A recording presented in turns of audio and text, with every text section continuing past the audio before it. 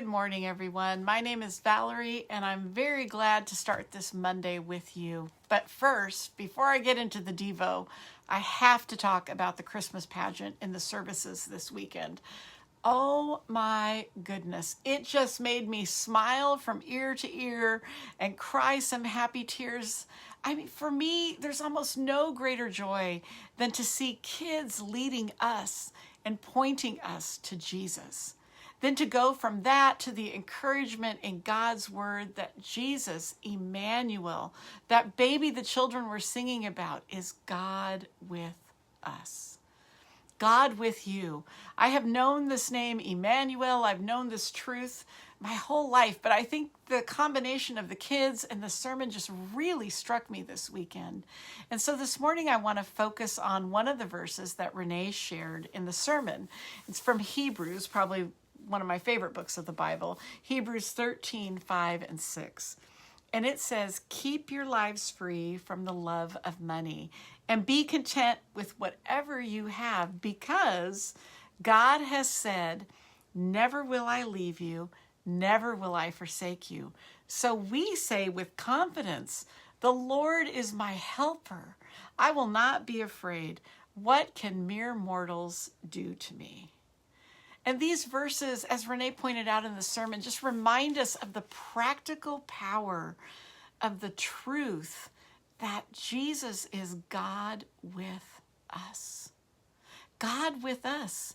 I mean, because Jesus is God with us, the writer of Hebrews says we don't need to fret over our practical needs, no matter our physical circumstances. The truth is that we have all we need ultimately because God has promised to never leave us or forsake us. In abundance, He is God with us. In want, He is God with us. In struggle, He is God with us. And second, God's presence with us means that we can live with confidence. I love that the writer of Hebrews says, what can mere mortals do to me? It seems like something a knight would say. But he's saying, what could possibly hurt us knowing that God is with us? God knows the future, we don't, but we know that God will be with us. And the writer of Hebrews says that He's not just with us, He's our helper. That tricky relationship that you may be encountering over Christmas or New Year's, you can be confident because God will be with you as you walk into that room, and He will help you. Maybe Christmas is quieter this year. Emmanuel means God will be with you in the quietness, and He will help you. God is with us, with you. It's both simple and everything at the same time.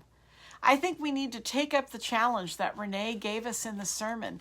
Remind ourselves as we go through this week, when we're in the grocery store, when we're inevitably on Highway 1, when we're in the rush, when we're in the frustration, whatever the situation, whatever the emotion, just breathe that prayer in that moment. God with me in this situation.